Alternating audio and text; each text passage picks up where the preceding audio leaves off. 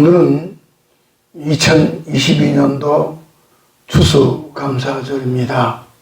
하나님 말씀 누가복음 7장 11절로 19절 말씀 제목은 은혜와 감사의 복이다 라는 말씀 가지고 함께 은혜를 나누시겠습니다. 남미의 브라질에서 있었던 일인데 어느 목사님과 호텔의 사장님과 함께 숲속을 길을 가는데 사장님이 바나나 한 바구니를 가지고 가더랍니다. 길 가면서 어린 원숭이들로부터 해서 시작해서 바나나를 주는데 행정이 참 이상하더라는 거예요. 바나나 이렇게 나눠주는데 그냥 가져가라고 하나씩 주는데도 이상한 것은 바나나를 마치 빼앗듯이 탁 잡아채가지고 냅다 그냥 줄에 치더라는 거예요. 도망치더라는 거예요. 매일같이 그렇게 주어도 좀 공손하게 받지 그렇지 않고 잡아채가지고 도망치더라는 거예요. 탁 잡아채가지고. 그 목사님이 저기 왜 저렇습니까? 그랬더니 그분이 그 호텔 사장님이 참 철학적인 답을 해요. 이것이 동물과 사람이 다른 겁니다. 동물하고 사람이 다르더라는 거예요.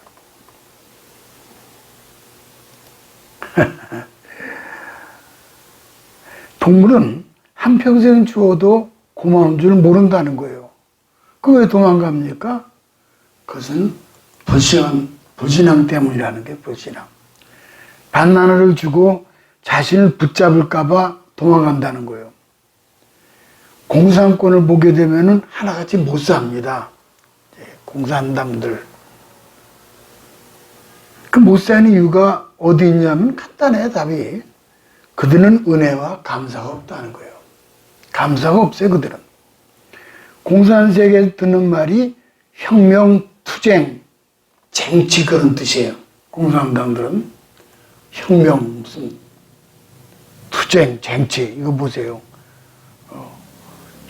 죽어도 혁명신념 버리지 말아라. 자기부터 혁명하지 무슨 뭐 이렇게 혁명이요.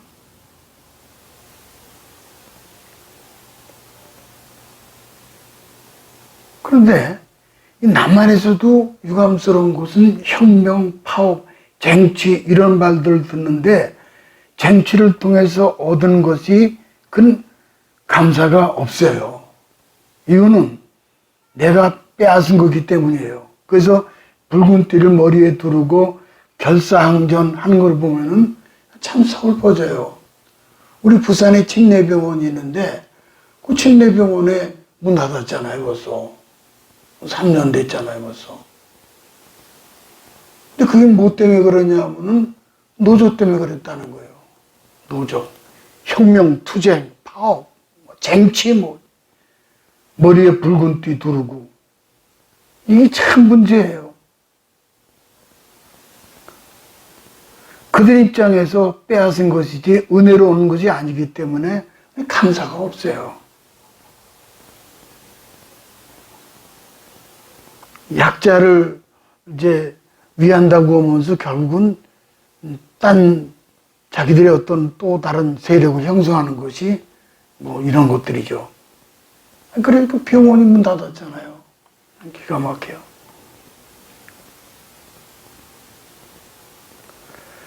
탈무드에 보면은 감사를 모르는 자는 벌하는 법을 하나님께서 만들지 아니한 것은 감사할 줄 모르는 자는 이미 불행으로 벌하셨다는 거예요. 불행이라는 건 뭐예요? 하나님이 불행한 자들에게는 그 벌을 하셨다는 거예요. 감사할 줄 모를 때 벌써 그는 불행이 나는 벌을 받고 있다는 거죠. 또 다른 탈무드에 보면은 우리의 생각 속에 두 개의 주머니가 있다고 그래요.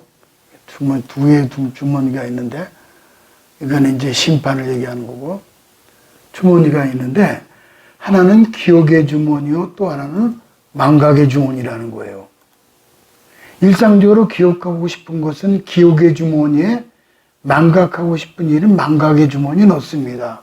그런데 우리 생각에 혼란이 일어나면은 기억해야 할 일을 망각의 주머니에 넣고 망각해야 할 일을 기억의 주머니에 넣는다는 거예요. 탈무드에 보면. 그때 우리의 정서 균형이 깨어지면서 우리는 모든 일에 원망불평하는 사람으로 돌변한다는 거예요. 성도들이 기억의 주머니에 늘 넣어둘 것은 하나님의 은혜죠. 하나님의 은혜. 또한 망각의 주머니에 넣을 것은 예수님의 은혜로 용서받은 죄책감 기억들, 이미 용서받은 것들은 다 잊어버려야 합니다. 오늘 본문에 예수님 만나서 치유를 경험한 10명의 나병 환자 이야기를 지금 소개하고 있죠. 10명이요.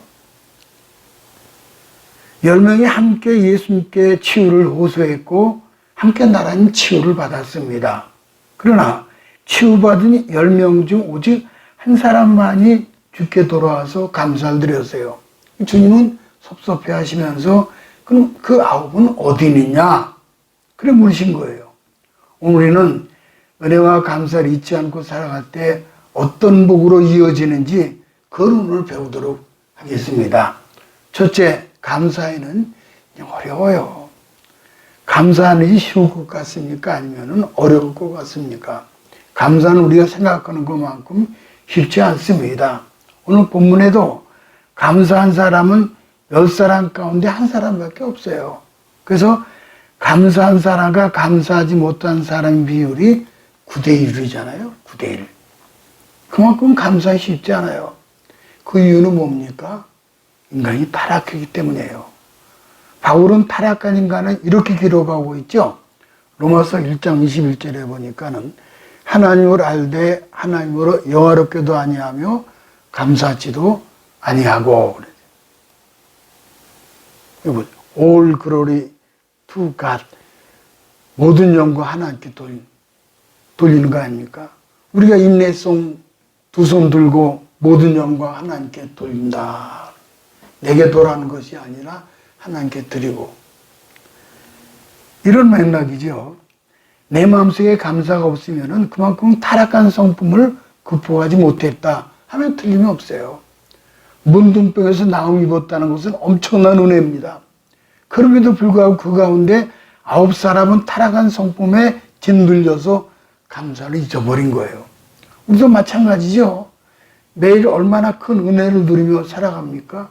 그런데 타락한 성품을 극복하지 못하고 감사를 상실한 채 살아갈 때가 너무 많아요. 그래 이렇게 절기를 통해서 감사를 기억하게 하시는 거죠. 신은 죽었다라고 말한 무신론자 니체, 몹쓸 사람이죠. 기독교인들의 믿음을 지팡이에 불과하다 그랬어요. 믿음은 지팡이다.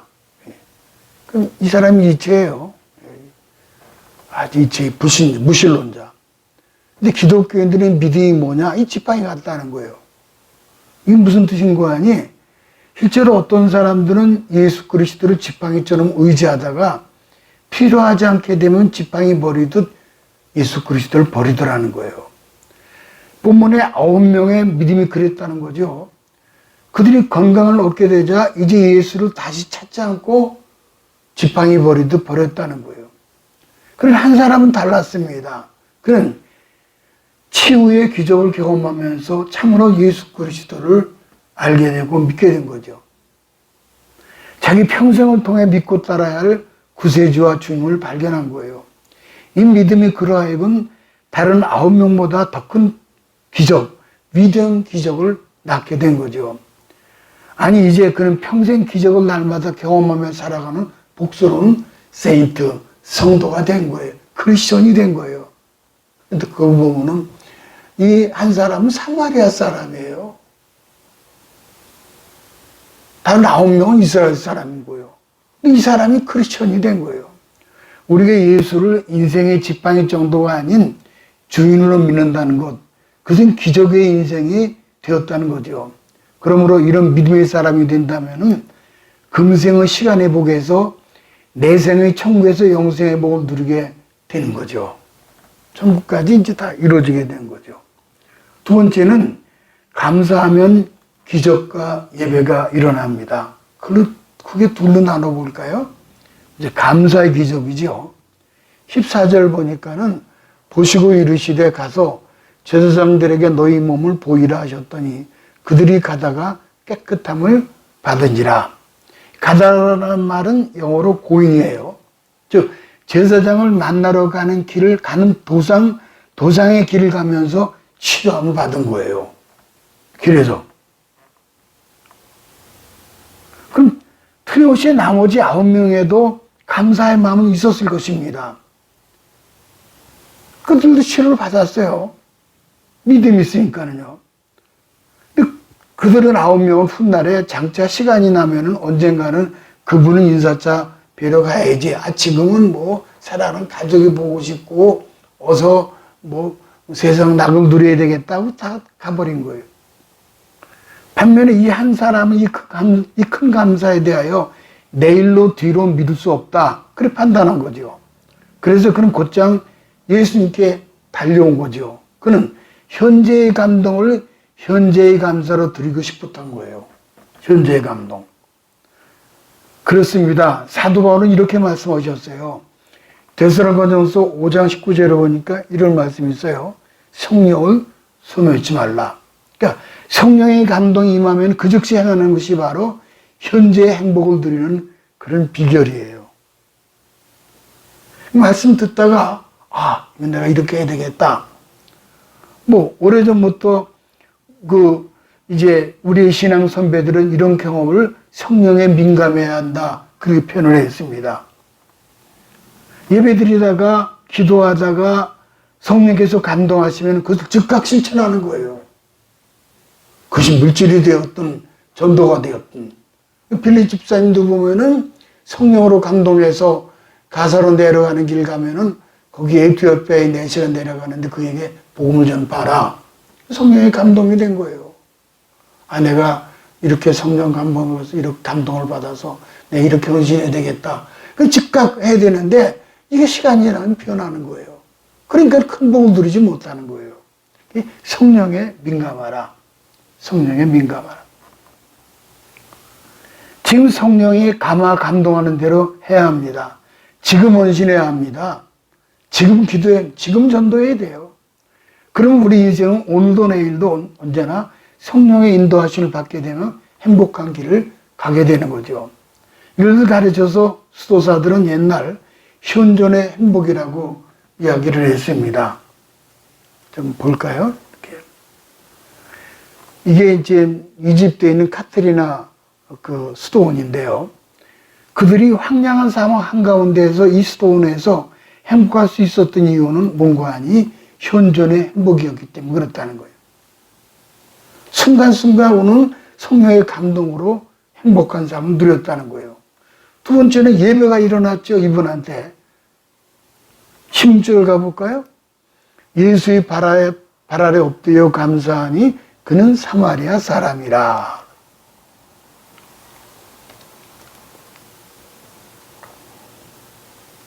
여기서 엎드림은 존경의 의미가 아닌 예배입니다. 그는 예배하기 위하여 엎드린 거예요. 그리고 예배의 목적 그대로 하나님께 영광을 돌립니다. 그는 하나님의 영광과 찬양을 받기에 합당하신 분이심을 인정하고자 한 거예요. 본문의 주인공은 더 위대한 기적을 경험하게 된 이유는 바로 예배에 있었던 거죠. 그리스도인의 삶의 모든 기적은 예배에서 출발합니다. 하나님의 임재를 인격적으로 경험하는 순간, 지금까지 제대로 예배의 삶을 살지 못하면서 하나님께 쓰임받았다는 사람은 본 적이 없어요. 예배를 경홀히 여기면은 하나님 그런 사람 쓰시지 않습니다. 예배를 영어로 워십이라고 합니다. 워십. 워십을 좀 볼까요? 네. 워십이라는 단어는 본래 워스, 가치라는 단어에서 유래를 했습니다. 예배는 하나님의 가치를 인정하는 행위고 요한계시록에서는 24장로들이 천국에서 하나님께 경배하며 고백을 하죠. 다시 한번 워십, 가치. 예배란 워십이라고 하는데 존경을 나타낸다 혹은 최상의 가치를 돌려드린다. 하나님께 예배를 드린다는 것은 하나님께 존경을 나타내는 경건과 의식을 뜻하며 최상의 가치를 하나님께 돌린다는 것을 의미한다. 이게 사전적인 의미예요. 그러면 입사 장로들이 천국에서 하나님께 경배하는 고백을 좀 볼까요? 계시록 이제 4장 10절로 11절이에요. 이거는 이렇게 모든 영광 하나님께 돌리는 식으로 보고 볼까요?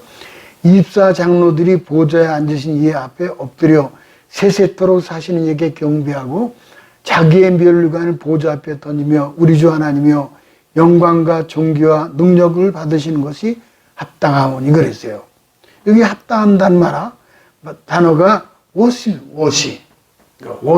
워스 여기서 나온 거예요. 합당하다가 입사 장로들이 이제 하나님께 그 면류관을 벗으면서 합당하다. 그 여기 합당하는 영어로 바로 워스, 가치가 있는 분이라는 거예요. 하나님 우리에게 영광과 존귀와 능력을 받으신 만은 가치가 있는 분이라는 것을 고백을 하죠. 영적 무기력은 예배의 실패 때문에 그런 거예요. 옛날 우리 신앙 성배들이 지금보다 훨씬 더 어려운 시대를 살면서도 그 고난을 이겨냈던 비밀은 예배에 대한 갈망과 헌신 때문이었습니다. 그들의 감사는 형식적이거나 의례적인 것이 아니었습니다. 그들의 감사는 우선순위적인 결단이었습니다. 그럼 지금 예수님의 명령을 따라 다른 9명과 함께 제사장에 가서 몸을 보이게 해 길을 가고 있었습니다. 사마리아 사람은 우선 제사장에 가서 몸을 보이네 와서 감사할 수도 있었을 것입니다. 그러나 감사를 먼저 당장 나를 고치신 분께 드리고 싶은 거예요. 그것이 마땅한 도리라고 행동을 옮기면서 주님 앞에 돌아와 엎드린 거예요. 본문은 예수님께서 문둥병자 치료하시면서 제사장들에게 몸을 보이라는 것은 정결 의례상 필요한 조치였죠. 당시 제사장들은 단순한 종교 기능만을 수행한 사람이 아니라 사회적, 법률적인 지도자였기 때문에 그렇습니다. 제사장들이 문둥병자들이 치료되었다는 선언해야 나환 자들은 비로소 사회로 돌아가 정상적인 생활을 할 수가 있습니다. 그동안 이들은 사회에서 격리되어 성밖 어두운 동굴에서 살아왔습니다. 이들이 깨끗함을 확인하는 순간 이들은 가족에게, 친구들에게 달려가 이 소식을 알고 싶었을 것입니다. 그러나 한 명은 사마리아인은 먼저 예수님께 달려와 감사드린 거죠. 주께서 이 마음을 귀히 보신 거예요. 대제사장 대신 예수님 앞에 하나님 은혜를 생각하면서 감사하는 사람은 하나님께 나오기만 하면 저절로 눈물이 흐를 수밖에 없어요. 왜 그렇습니까? 마음이 뜨겁기 때문이에요. 감사했기 때문이에요. 그런 사람은 찬송을 불러도 눈물이 나요. 기도를 해도 눈물이 터져나오고 하나님 말씀 듣기만 해도 구구절절로 은혜가 되는 거예요. 감사할 줄 아는 사람만이 신령과 진정의 예배를 드릴 수가 있습니다. 이런 얘기가 있죠. 촛불을 보면 감사하는 사람에게는 별빛을 주시고 별빛을 보고 감사하는 이들에게는 달빛을 주시고요. 또 달빛을 주신 이에게 감사하는 자에게는 태양빛을 주시고 또 태양을 인하여 감사하는 이들에게는 태양빛도 필요 없는 천국의 영광의 빛을 비춰주신다는 거예요. 여기 보세요. 여기. 촛불, 별빛, 달, 해, 그 다음에 천국의 영광, 세키나의 영광을 주신다는 거죠. 얼마나 감사해요. 마지막 세 번째, 은혜와 감사의 복은 영혼 구원의 이제 결과가 되죠. 하나님 왜 감사를 요구하십니까? 그것은 상상할 수 없는 더 큰 은혜를 주시기 위함이에요. 더 큰 은혜를 주시기 위해서. 하나님께 드리는 것은 빼앗기는 것이 아닙니다. 손해보는 것이 아니에요. 왜 우리가 감사하지 못합니까? 빼앗긴다고 생각하거나 혹은 손해본다고 생각하기 때문에 그래서 감사는 그 자체가 복이에요. 다 우리를 위해서 감사를 요구하시는 거죠. 지난 2000년 동안에 수많은 사람들이 이 누가복음 17장 그 사마리아 여자를, 남자인 사마리아 그 문둥 나환 자, 그러고 보면 사마리아 사람이 참 많아요. 수가성 사마리아인도 그렇고.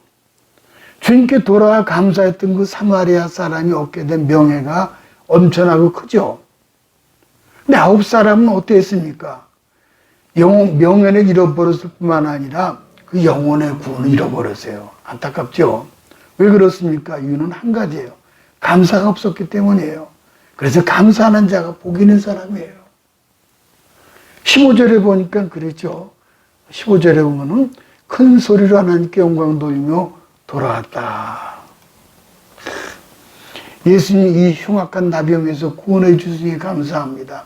하나님 그것을 통해서 영광을 받으신 거예요. 우리 삶의 목적이 뭡니까? 먹든지 마시든지 무엇을 하든지 다 하나님 영광에서 하라고 하셨잖아요. 사마리아 사람은 하나님께 큰 영광 돌렸어요. 그러나 나머지 9사람은 큰 소리로 외쳤다는 말도 없어요. 하나님께 영광 돌렸다는 말은 더더욱 없고 그냥 입을 꽉 다물었어요. 물론 이렇게 생각할 수 있죠. 속으로 기도했겠지, 속으로 감사하겠지. 그러나 하나님이 우리를 사랑하실 때 속으로만 사랑한 것이 아니죠. 하나님 우리를 위해서 독생자 예수 그리스도를 보내주신 거예요. 만백성이 본 눈앞에 아들의 십자가에 못 박았죠. 그렇다면 우리는 속으로만 사랑하지 말고 마음으로만 감사하지 말고 사마리아 사람처럼 큰 소리로 실제로 표현할 수 있어야 되는 거예요. 그것을 못하는 사람은 그만큼 그 마음에 감사 감격이 없는 거예요. 이제 마지막 클라이막스죠. 19절 가볼까요? 그에게 이르시되 가라 내 믿음이 너를 구원하였느니라. 여기서 내 믿음이 너를 구원했다는 그 구원은 뭔가 하니 그거는요 영원 구원이에요. 영원 구원. 이 문제 때문에 믿으면 그 영혼은 구원받은 거예요. 그 9명은 육신적인 질병을 치료받았을지만은 이 사마리아 한 사람은 육신적인 질병을 고쳤을 뿐만 아니라 감사했더니 영혼이 구원받았다는 거예요. 영생을 얻게 된 거예요. 일어나 가라 내 믿음이 너를 구원하였느니라. 살베이션 구원해 주셨어요. 천국 경제율은 감사로 인해 9대1의 관문입니다. 9사람에게 믿음이 없었습니까? 아니에요. 그들의 믿음이 있었으니까는 나와서 부르짖었고 그리고 이제 그 제사장의 몸 보호하기 위해서 나왔던 거 아니에요? 치료받아서. 믿음이 있었기 때문이에요. 그러나 이거는 작은 믿음이에요. 큰 믿음이 뭡니까? 그러니까 예수님은 그들의 믿음을 칭찬하지 않으셨어요. 왜 그래요? 그들에게는 부족함이 있었기 때문이에요. 그들은 주세요 믿음만 있었지 감사가 없는 거예요. 받는 믿음만 있었지 드리는 믿음이 없었던 거예요. 예수님이 사마리아 사람에게 칭찬하신 믿음이 뭡니까? 이거 아니에요. 우리가 매 순간 하나님 도우심 없으면 살아갈 수 없어요. 어제 우리 조카가 이제 부산에 공연 때문에 왔다가 집으로 왔어요. 작은 아빠 뵙고 간다고 왔어요. 왔는데 이년 녀석이 어떻게 왔는가 했더니 헐레벌떡 그 주소 쳐주니까 왔어요. 314는 800지로 가지고 달려왔어요. 거기서는 작은 아버지 기도 좀 해주세요. 그래서 기도합니다. 끝나는 다음에 오다가 교통사고 날 뻔했어요. 큰일 날 뻔했어요. 그 내가 문자 메시지에 뭐라고 쓰냐면은 그러죠. 길 조심해라. 그랬더니 돈도 없는데 작은 엄마, 작은 아버지에 10만 원씩 넣어서 돈을 드렸더라고. 맛있는 거 사다 주세요. 그리고 그럼 여기 가버렸더라고. 교통사고 날 뻔했으면 어떡할 뻔했어요. 매 순간 하나님 의지하고 작은 아빠한테 기도 받고 가고 이게 감사한 마음이에요. 주세요만 있어요. 이 9명은. 근데 한 명은 감사한 거예요. 이걸 칭찬하신 거예요. 이걸 보시고요. 근데 여기서 한 가지 기억하고 넘어갈 것은 감사는 하나님과 나와의 문제예요. 감사는. 다른 사람과 비교하면 안 됩니다. 생각해 보세요. 만약 사마리아 사람이 다른 9사람을 보았다면 감사하지 못했을 거예요. 예수님께 돌아오지 않았을 것입니다. 왜냐하면 나는 이방인이고 저 사람은 유대인들인데 다른 사람은 다 그냥 가는데 이런 식으로 생각했더라면 그 사마리아 사람은 감사하지 못했을 것입니다. 남들이 넓은 길로 가든지 내가 좁은 길 가는 것, 그것이 감사의 길로 가는 거예요. 2층에 사는 주부가 어느 날 대청소를 하게 되었는데 청소하면서 틈틈이 베란다로 가서 밖을 내려다보았습니다. 따뜻한 햇볕이 내리쬐 있는 잔디밭에 아이와 강아지가 잘 놀고 있었습니다. 한참 일하다가 이제 잠시 숨을 돌리느라고 이제 이런 모습이죠. 숨을 돌리느라고 차를 마시면서 아이와 강아지가 노는 것을 내려다보고 있었습니다. 문득 장막기가 발동했어요. 그녀는 쿠키를 신에 매달아서 천천히 밑으로 내려보냈습니다. 이런 쿠키를요. 근데 이제 내려보냈더니 쿠키가 아이의 손에 미칠 즈음에 강아지가 먼저 냄새를 맡고 쿠키를 덥석 물고 빼앗을까 봐 얼른 사라져 버렸어요. 마치 그 원숭이 아까 30분의 원숭이가 어듯이 가버린 거예요. 그녀는 쿠키를 또 하나 묶어서 내려보냈습니다. 두리번거리는 아이의 눈앞에 쿠키가 달랑 매달려 있죠. 아이는 조심스럽게 쿠키를 손으로 잡더니 실을 발견하고는 그 실을 따라 고개를 올려다 보았어요. 실을 따라 올라가던 아이의 눈은 결국 베란다 위에서 손을 들고 있는 엄마를 보게 되었던 거죠. 그러니까 이 아이가 아이는 밝은 얼굴로 웃음을 지으면서 엄마를 향해 감사의 손을 흔들었습니다. 그리고 나서 쿠키를 입에 넣었다는 얘기예요. 이 이야기는 인간과 동물의 차이가 무엇인지 잘 말해주죠. 강아지는 자신에게 주어진 것에 빨랐습니다. 누가 준 것인지 아는 것은 강아지에게는 관심 밖이에요. 하지만 아이는 그렇게 하지 않았습니다. 그것이 어디서 왔는지 살펴봤죠. 바로 위에서부터 내려온 선물이에요. 그래서는 이 인간의 학명을 가지고 호모사피엔스 안드로포스에서 위를 바라보는 자라는 뜻이라는 거예요. 위를 바라보는 자. 바로 위에서부터 내려온 선물이죠. 야고보 17장에 이런 말씀이 있어요. 우리 다 같이요. 이제 결론이니까는 다 같이요. 온갖 좋은 은사와 온전한 선물이 다 위로부터 빛들의 아버지께로부터 오나니. 아멘. 자, 모든 선물은 아버지로부터 오는 거예요. 지금 내가 누리고 있는 아내, 남편, 자식, 부모 다 하나님 주신 거예요. 빛들의 아버지로부터 오신 거예요. 나와 내 가족의 건강, 재물, 그리고 무엇보다 이터널 라이프라고 하는 영생 모두 하나님의 선물이었다는 사실입니다. 이것이 원숭이와 인간이 차이가 되는 거예요. 감사의 결과는 어떻게 되었습니까? 영혼을 구원하게 된 거예요. 모쪼록 은혜와 감사의 복이 충만해서 당대와 자자손손들의 영육간에 큰 복이 임하게 되시기를 주님의 이름으로 축복합니다.